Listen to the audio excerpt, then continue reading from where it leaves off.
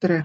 Täna räägime ühest teisest teemast, mis on siin viimasel paari päeval tekitanud furoori internetist. See on see, et brittide Home Office, mis on siis kas kantselei või siseministeerium, ma ei tea täpselt, midagi sarnast, avalikustas siis suunised asüülitaotlejatele, et mida ja kuidas nad peaksid käituma Suurbritannias.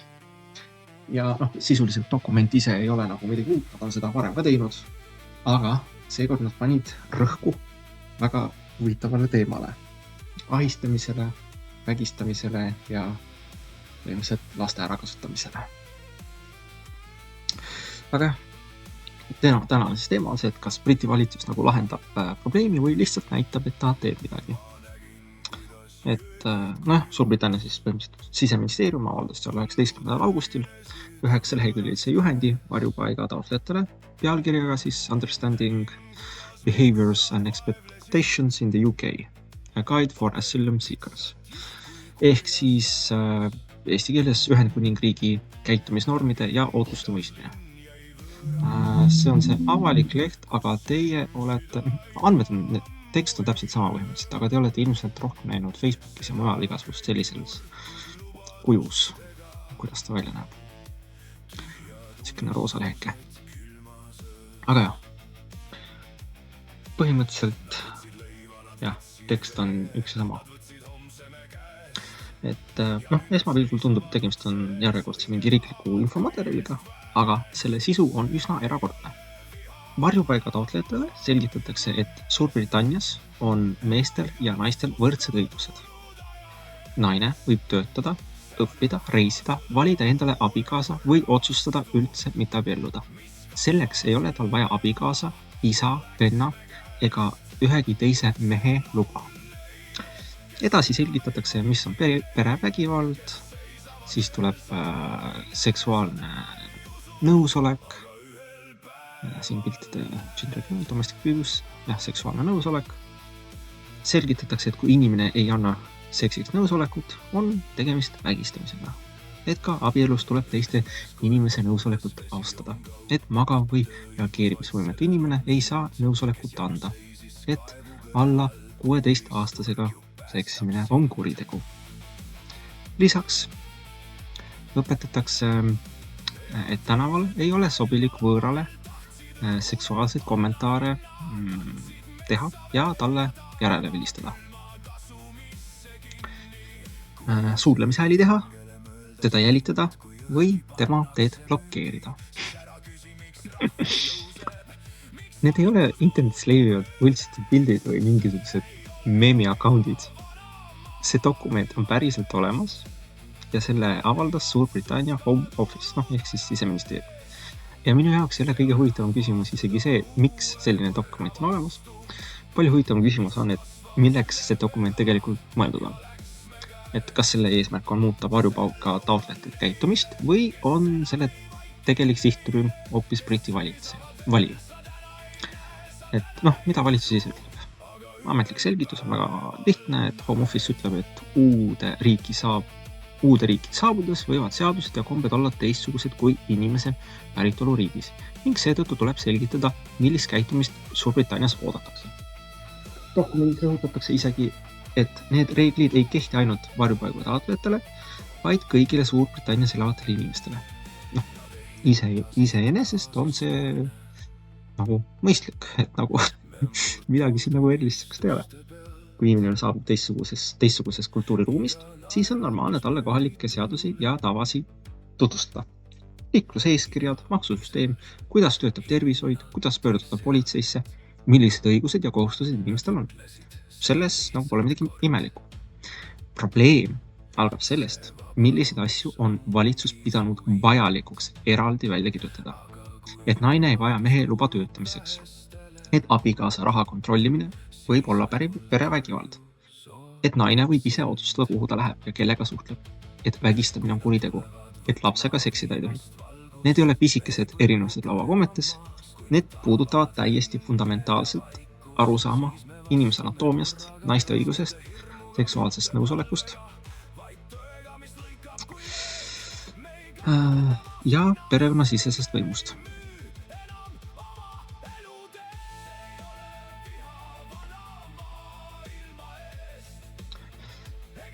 Seega on valitsus juba teinud ühe olulise järelduse. Vähemalt osa riiki saabuvatest inimestest võib pärineda keskkonnast, kus need normid ei ole sama iseenesestmõistetavad nagu tänapäeva Suurbritannias.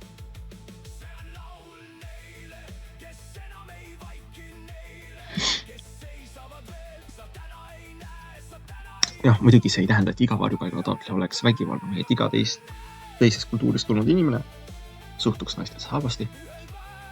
See dokument seda dokument nagu ei väida ja seda pole põhjust ka meil väita. Aga samal ajal oleks kummaline teeselda, et juhend tekkis täiesti ilma põhjuseta.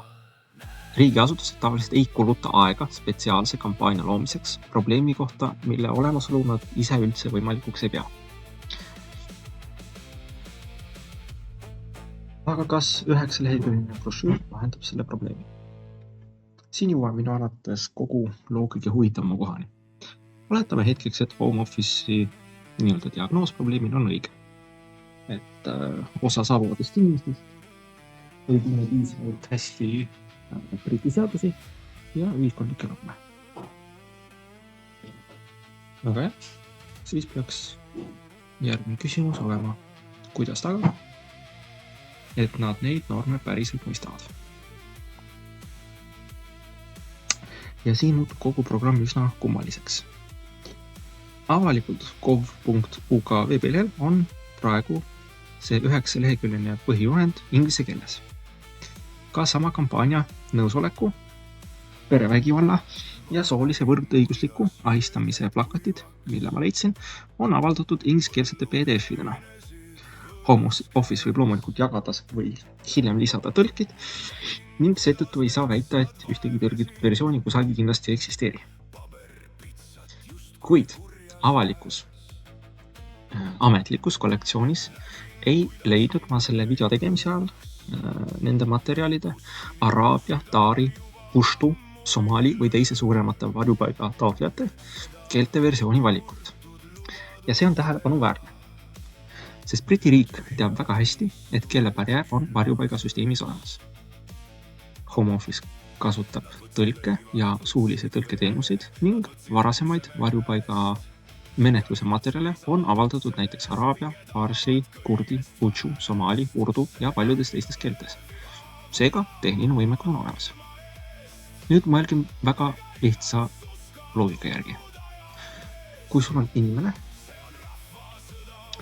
kelle puhul sa kardad, et ta ei tea piisavalt hästi, mida tähendab briti ühiskonna seksuaalne nõusolek, siis kui kindel sa oled, et tema inglise keel on piisavalt hea, et mõista juriidilise ja kultuurilise tähendusega teksti seksuaalsest nõusolekust. Ja see on üsna oluline detail. Kui juhend on päriselt käitumise muutmise vahend, peaks selle esimene eesmärk olema see, et sihtrühm sellest aru saab. Kui juhend on aga eelkõige poliitiline kommunikatsioon briti avalikkusele, siis inglise keel töötab suurepäraselt. Briti ajakirjanik saab seda lugeda, briti valija saab seda lugeda, minister saab televisioonis sellele viidata, valitsus saab öelda, vaadake, me tegeleme probleemiga. Aga kuidas näeks välja nagu päris sekkumine? Teeme näiteks ühe mõtteeksperimendi. Kui Suurbritannia valitsus päriselt usuks, et tegemist on olulise, kultuurilise ja julgeoleku probleemiga, siis milline võiks välja näha tõsine programm? Kõigepealt oleks materjal inimese emakeeles või vähemalt keeles, millest ta nagu suure tõenäosusega aru saab. Teiseks ei oleks tegemist lihtsalt PDF-iga internetis või plakatiga majutuskeskuse seinal. Oleks kohustuslik orientatsioon. Inimesele selgitatakse briti seadusi ja ühiskondlikke norme. Seejärel kontrollitakse, kas ta sai neist aru. Mitte selleks, et küsida keerulisi filosoofilisi küsimusi, vaid näiteks, kas abikaasa võib keelata oma naisele töötada? Kas seksuaalne suhe abielus vajab nõusoleku? Kas 14-aastane võib anda seksuaalse nõusoleku? Kas naise jälitamine pärast seda, kui ta on öelnud, et ta ei ole huvitatud, on aktsepteeritud? Kui inimene ei saa küsimust aru, selgitatakse uuesti. Kui ta saab aru, aga ütleb, et tema arvates briti seadus on vale ja tema neid põhimõtteid järgida ei kavatse, siis on valitsusel vähemalt päris informatsioon inimese suhtumise kohta. Endine laborist, migratsiooniminister Mike Tapp läks pärast juhendi avaldamist sisuliselt sama sammu võrra edasi ja ütles, et inimestel tuleks kontrollida, kas nad Briti seadusest aru saavad. Ja see oleks juba sekkumine. Brošüür on informatsioon, kuid need kaks asja ei ole samad. Veel suurem probleem. Kas teadmatus üldse on õige diagnoos? Ja see on nagu teine küsimus, et kas vägistamine, perevägivald või seksuaalne ahistamine toimub peamiselt sellepärast, et inimesed pole saanud piisavalt head infomaterjali. Selles ma kahtlen tugevalt. Kurjatega võib väga hästi teada, et tema tegevus on keelatud. Ta lihtsalt teeb seda ikkagi. Ka meie enda ühiskonnas ei ole enam perevägivalletsejad inimesed, kes ärkavad hommikul üles ja ütlevad, et oleks keegi mulle ainult brošüüri andnud, siis ma teaksin, et naist ei või peksta. Teadmatus võib mõne kultuurilise konflikti puhul päriselt rolli mängida. Näiteks inimene võib tulla riigist, kus teatud käitumine tänaval on sotsiaalselt tavalisem või kus suhtumine abielusisesesse autonoomiasse on teistsugune. Sellisel juhul võib haridus aidata. Aga vägistamise puhul on palju tõsisem probleem inimese väärtustes, impulssides, suhtumises teise inimese autonoomiasse või valmisolekus seadust rikkuda. 9 lehekülge teksti seda üleöö või siis inimest üleöö ei ümber programmeeri. Probleem on selles, et kas valitsus käsitleb sügavat käitumis- ja väärtuskonflikti lihtsalt informatsiooni puudusena.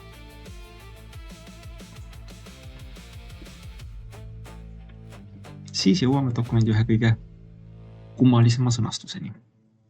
Sa võid minna vanglasse. See on see keset ekraani praegu. Domestic abuse is serious crime in the UK. If you do any of these behaviors in the list, you could be arrested and go to prison, lose your accommodation and support. And it could affect your asylum claim. Ning see tekst on põhimõtteliselt iga selle loetelud probleemi all. Ahistamise kohta, vägivalla kohta, tänaval käitumise kohta ja nii edasi. Et perevägivalla puhul kirjutab Home Office, et sa võid saada vahistatud ja minna vanglasse, kaotada majutuse ja toetuse ning see võib mõjutada sinu varjupaigataotlust. Vägistamise puhul on sõnastus muidugi natukene karmim, et seal öeldakse, et sa võid minna vanglasse, kaotada toetuse ja majutuse ning see mõjutab sinu varjupaigataotlust. Alla 16-aastase seksimise kohta kasutatakse sama konstruktsiooni, siin tasub nagu täpne olla, et sõna võid muidugi ei tähenda automaatselt, et Briti valitsus arvab, et vägista tuleks võib-olla lihtsalt noomida ja koju saata. Õigusriigis ei saa valitsus brošüüri ette otsustada konkreetse inimese süüd ega karistust, selleks on politsei, prokuratuur ja kohus. Ka välismaalase väljasaatmine ei ole alati automaatne. Briti reeglid võimaldavad ja mitmel juhul nõuavad välismaalasest kurjategija väljasaatmise menetlemist, kuid arvesse tuleb võtta ka pagulaskonventsiooni ja inimõiguste konventsioonist tulevad piiranguid ja nii edasi.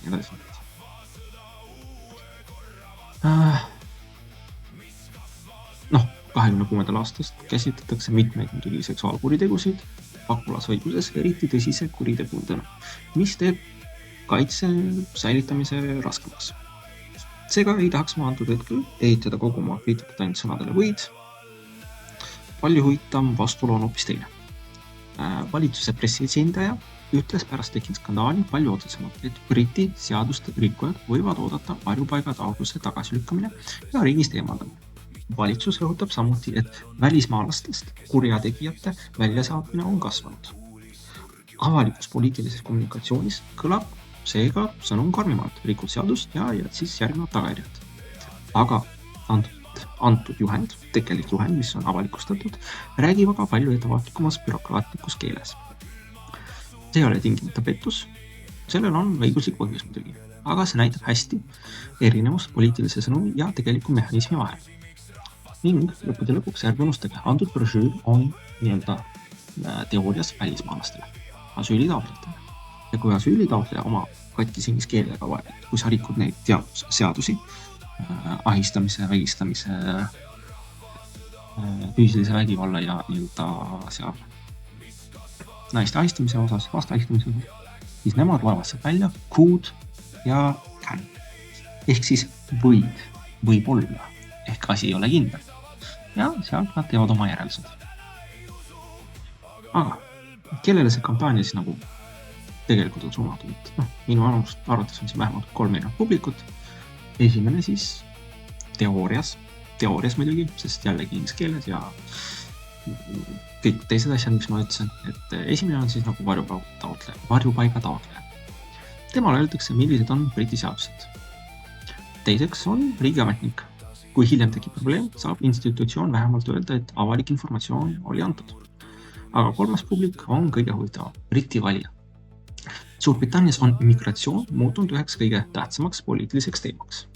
Varjupaiga hotellide juures on toimunud proteste, valitsus on tugeva surve all nii konservatiivide kui ka Reform UK poolt. Viimane saab väga lihtsalt esitada küsimuse. Kas valitsus ise arvab, et sellist brošüüri on vaja, siis miks probleemiga ei tegeleta juba piiril? Konservatiivide varisiseminister Chris Philip ütleski pärast juhendi avaldamist, et inimestele Briti naistesse suhtumist õpetamise asemel tuleks seadust rikkuvad välismaalased riigist välja saata. Reform UK kasutas juhendit omakorda tõendina, et valitsus teab kultuurilise integratsiooni probleemidest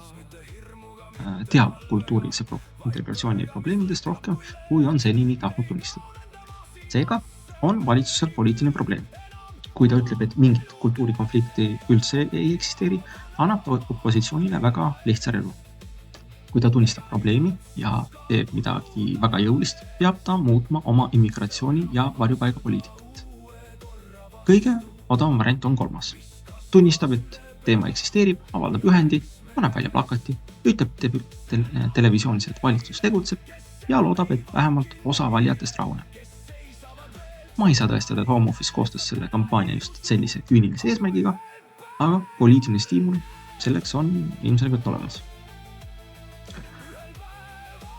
Ka bürokraatia armastab mõõdetavat tegevust. Siin jõuame nagu laiema probleemile, mis ei puuduta ainult Suurbritanniat ega migratsiooni. Bürokraatlikel organisatsioonidel on kaldus segamini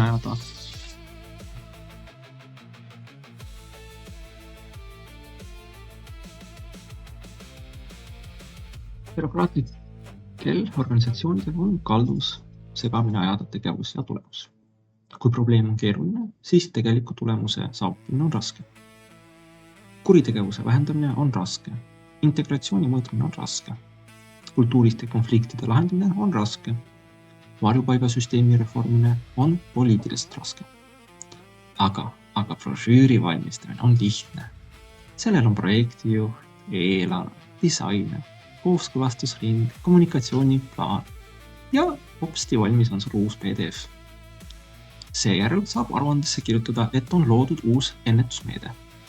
Sellepärast huvitaks mind väga ka selle kampaania maksumus. Mitte sellepärast, et ühe PDF-i valmistamine iseenesest riigi pankroti viiks, vaid sellepärast, et avaliku sektori projektide tegelik hind võib koos hankimise, konsultantide, disaini, kommunikatsiooni, trüki ja levitamisega olla palju suurem kui 9 lehekülge nagu esmaspilgul näitab. Praegu ei ole mul küll usaldusväärset avalikku numbrit, seega ma seda välja mõtlema ei hakka. Veel huvitavam oleks teada, kuidas Home Office kavatseb mõõta programmi tulemust. Kas nagu selle järgi, mitu inimest juhendit luges, mitu sellest üldse aru sai, mitmes keeltes see oli välja prinditud, kas need teadmisi kontrolliti, kas korduvate probleemide arv langes, kas majutuskeskuste töötajaid said koolituse, kas politsei näeb mingisugust muutust. Kui neid mõõdikuid ei ole, siis kuidas me teame, et tegemist on poliitikaga, mitte lihtsalt kommunikatsiooniga. Ja siit jõuame minu jaoks kogu loo põhipunktiga. Suurbritannia valitsus tahab korraga öelda 2 asja. Esiteks, ärge üldistage varjupaiga taotlejate kohta. Enamik neist ei ole kurjategijad ja inimesi tuleb hinnata individuaalselt. See on täiesti mõistlik põhimõte. Aga samal ajal ütleb sama valitsus, et me peame just sellele grupile välja andma spetsiaalse juhendi, kus selgitame naiste iseseisvust, seksuaalset nõusolekut, perevägivalda ja laste seksuaalset puutumatust. Ka see võib olla tõesti mõistlik, aga siin tuleb tunnistada, mida see tähendab. Kultuurilised erinevused võivad olla reaalsed. Mõned neist puudutavad väga fundamentaalseid väärtusi ja nende erinevuste tunnistamine ei ole automaatselt rassism. See on poliitika kujundamise eeltingimus. Kõige halvem variant on see, kui riik tunnistab probleemi oma sisemistes protseduurides, aga avalikkusega räägib endiselt nii, nagu selle olemasolu üle arutamine ise oleks moraalselt kahtlane ja halb. Aga mis oleks siin nagu tõsine lahendus? Et kui Briti valitsus peab seda probleemi päriselt piisavalt tõsiseks, et välja anda eraldi juhend, siis peaks järgmine samm olema palju konkreetsem. Materjal peab olema arusaadavas keeles, orientatsioon peab olema sisuline ja kohustuslik, mitte vabatahtlik PDF. Inimene peab suutma näidata, et ta sai põhiliselt nagu seadustest aru. Põhilistest seadustest aru. Kuritegude korral peavad tagajärjed olema reaalsed ja kiiresti rakendatavad seaduse võimaldatud ulatuses. Ja kõige tähtsam. Valitsus peab avaldama andmed selle kohta, kas selline programm üldse töötab. Sest kui sa usud, et inimene ei tea, et vägistamine on kuritegu, ei piisa sellest, et paned hotelli seinale ingliskeelse plakati. Ja kui sa usud, et inimene teab väga hästi, et vägistamine on kuritegu, aga teeb seda ikkagi, siis ei ole plakat üldse mingisugune lahendus. Need on kaks täiesti erinevad probleemi. Praegu näib Briti valitsus olevat neid üritab nagu neid probleeme lahendada sisuliselt mingisuguse PDF-i failiga. Aga nüüd ma lõpetuseks ikka siin ütlen, et ma ei pea nagu selle juhendi avaldamist iseenesest halvaks. Kui mõni inimene saab sellest päriselt teada midagi, mida ta varem ei teadnud, siis on kõik väga hea. Kui mõni vägivalla ohver loeb sealt, et tema partneri käitumine ei ole Suurbritannias aktsepteeritud ja leiab juhendist abi saamiseks telefoninumbri, siis on materjal juba kellelegi kasulik olnud. Kas see osa juhendist väärib märkimist, et dokument ei käsitle varjupaiga taotlejad ainult võimalike õigusrikkujatena, vaid ka võimalike ohvritena. Minu küsimus on teine. Kas see on tõsise poliitika algus või kommunikatsiooni nii-öelda lõpp-produkt? Kas valitsus tahab teada, kas inimesed nendest normidest aru saavad? Kas ta üldse kontrollib seda? Kas materjal on neile arusaadavas keeles? Kas rikkumisel järgnevad reaalselt lubatud tagajärjed? Kas hinnatakse tulemusi? Või oli poliitiline eesmärk saavutatud juba hetkel, kui minister sai öelda? Me oleme uued juhised välja andnud. Sest valitsused armastavad olukorda, kus nad saavad näidata tegevust ilma süsteemi ennast muuta. Brošüür on odavam kui varjupaigasüsteemi reform. Plakat on palju lihtsam kui uus piiripoliitika. Kommunikatsioonikampaania on lihtsam, kui tunnistada avalikult, et erinevad kultuurid ei pruugi kõigis fundamentaalsetes küsimustes jagada samu norme. Ja võib-olla ongi selle 9 leheküljelise dokumendi kõige olulisem osa, mitte see, mida seal varjupaiga taotlejatele öeldakse, vaid see, mida selle olemasolu ütleb Briti valitsuse enda kohta. Nad on vähemalt jõudnud punkti, kus probleemi olemasolu võib administratiivselt tunnistada. Nüüd jääb üle näha, kas nad on valmis seda ka poliitiliselt lahendama. Või piisab sellest, et valijatele näidatakse, et midagi justkui juba tehakse. Jätke meelde, lapsed, te väärite seda valitsust, mis teil on.